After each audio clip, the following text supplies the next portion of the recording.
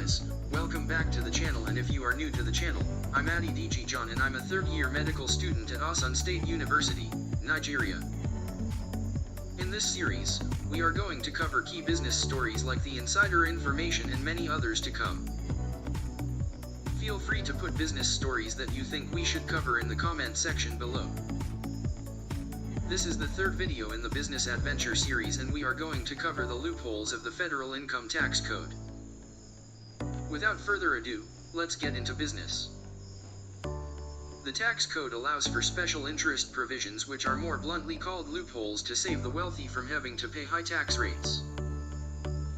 It was initially a tax system that worked well way back in 1913 because the wealthiest were the major taxpayers. But the system has since then expanded by 1964 to allow for more loopholes that the very wealthy have exploited.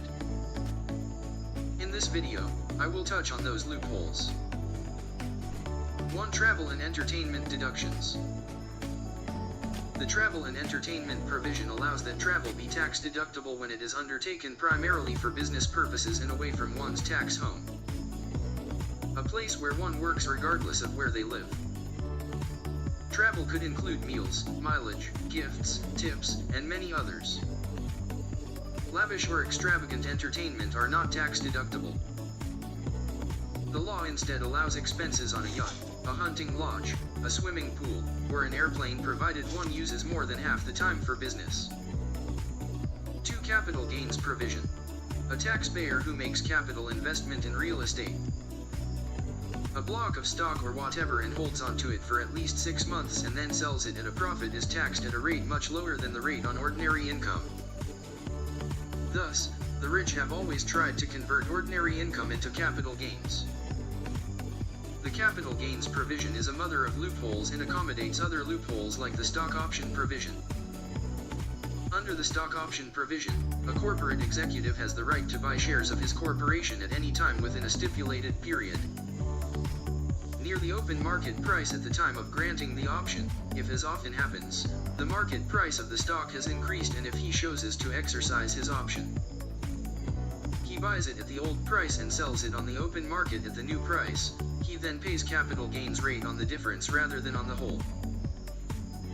Hellerstein's argument is that capital gains are fruits of the capital tree and are therefore not income at all, whereas wages, dividends, and interest from investment are fruits of the capital tree and are taxable income.